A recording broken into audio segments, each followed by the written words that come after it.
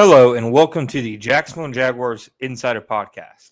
My name is John Shipley. I am your host and beat reporter, and I've been your beat reporter covering the Jacksonville Jaguars for On SI every single day since August 2019, and we are continuing to march through another offseason together. Please never forget, you can find our 24/7, 100% free, boots on the ground coverage of the Jacksonville Jaguars on social media such as Facebook and Twitter every single day at Jaguars on SI. And you can also find us at www.si.com/NFL/Jaguars. Okay, folks, welcome to today's episode of the Jacksonville Jaguars Insider Podcast. Today we are going to talk about which rooms, which units, etc. improved the most for the Jaguars this offseason. The player acquisition part of the offseason is, for the most part, done. The Jaguars do now have one open roster spot ahead of OTAs, etc. Due to the Gabe Davis release. We'll see, if they fill that with a veteran, if they fill it with a currently unsigned, undrafted free agent rookie, or they just say, hey, we're good with 89 guys, because they do technically have 90 due to Luis Reese-Zammit, but he is an exemption to the active roster. So now, after months of building through free agency, through the draft, through letting players walk, they didn't re-sign a single internal free agent. The dust has finally settled on the Jaguars offseason a little bit. And now we can start to look forward, to the future, to week one, and how this team might look. Now, to me, there are three position groups that I consider significantly upgraded for the Jaguars so far this offseason. There are others that you can make the argument for. A few that I'm not including. I think tight end.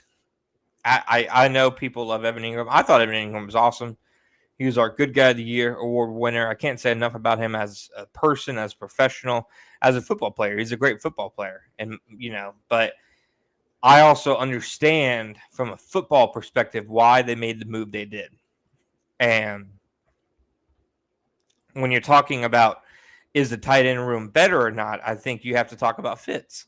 And I think that their three tight ends they have now fit more than for this current regime than the three tight ends they had a year ago. So I think you have to factor that in. Running back, also another position. I think adding, obviously, Bashaul Tuden, LaQuint Allen. I'm a big fan of both of their games, especially after watching them after the draft. Tuden brings a ton of speed. He has some third down value in terms of, protection. He can catch the ball out of the backfield. He also has special teams value. LaQuint Allen, very good, obviously pass pro. He's such a good wide receiver out of the backfield that he even can flex out at times. So I consider those rooms improved. But for me, the three most improved Jaguars rooms from week one last year to right now, I think, just going ahead and starting at number 3, I'd say the secondary. Yes, there are still some questions. Who's really going to start on the outside across from Tyson Campbell?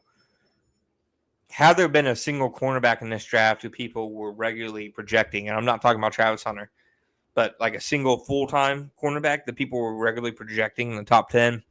I know it was Will Johnson for a long time, but as his medicals came up, you heard that throughout the process. It just didn't seem like he was going to go anywhere near that range. And then, of course, he didn't. But if there was like a true corner who was a top 10 pick in this last class, I think maybe he would have drawn some consideration, from Jacksonville, of at least that group of guys in the, I'd say, range at number 5. But there wasn't. And, of course, Travis Hunter, and we'll talk about him, will play some there. But overall, what they did at cornerback, they added a steady, tough-nosed veteran, good culture fit in Jordan Lewis, one of the highest, graded slot corners of the last couple of years. He's an older guy, but he's really experienced. For at least the next, you would think 2-3 seasons, he'll provide them a very reliable piece there in the slot. Tyson Campbell, he's still there, obviously. The conventional thinking is if Jarian Jones is a better fit on the outside, then him moving outside will not only make him a better player, but it'll give the Jaguars a boost on the outside. And then adding, obviously, Eric Murray, Caleb Ransaw, Rayon Lane at safety. I think completely boosted and turned around the safety room. And then, of course, you can't forget Travis Hunter. You can't forget Travis Hunter's impact whenever he's in the game for however many snaps it is. I don't even necessarily think it has to be a lot. But for how many ever snaps he's on the field, one has to think, when it comes to Travis Hunter, that he's going to make a big impact on the defense. A complete blue chip elite cornerback, adding him in any capacity, makes their secondary a lot better than it was just a year ago. Next, I think the offensive line. I think you have to mention it, just the sheer number of players they added. They added 6 new players to the offensive line room in the offseason. 4 free agents. Robert Hainsey, Patrick McCarr obviously going to start. Fred Johnson, Shuma Udoga, 2 versatile backups who have both played tackle. They played both tackle spots. They played inside at guard. They instantly, to me, the offensive line depth is better with them than it was a year ago. Then you look to the draft, adding White Milam at left guard. I think he's a starting level prospect as a guard. I could very easily see him win that job. We'll see if it's him or Ezra Cleveland in week 1. But at the very least, it's not like they're drafting a 6th-round left guard and expecting him to go in there and compete for it. I mean, this is a highly rated guy, somebody who, people I know who scout offensive linemen extensively were big fans of his. And I think ultimately, if he can give the Jaguars at least average play at left guard, I think that's a boost to what they've gotten in the last several years. Left guard's really been a problem for a while for the Jaguars, and that hasn't really changed no matter what moves they've thrown at it. The Ezra Cleveland trade felt like a, kind of desperation swing at improving that position, and it just hasn't really panned out. Finally, I think you have to say wide receiver room improved a ton. I'm sorry. I believe that the trio of Brian Thomas Jr., Travis Hunter, and De'Ami Brown is better than the trio of Brian Thomas Jr., Christian Kirk, and Gabe Davis. Because you still have Brian Thomas Jr., and now you know what he is. He's an alpha. He's a number 1. At the time, when he debuted, I don't think was seen as a number 1 receiver. I think it took time for that really to transpire and for that to happen. I think a lot of people still look to Christian Kirk as the guy in the receiver room. And then, looking, Christian Kirk versus Travis Hunter. I know Christian Kirk's really experienced. He's a good player, really solid slot receiver. I think Travis Hunter has the chance to be a absolute Pro Bowl, all-pro caliber wide receiver.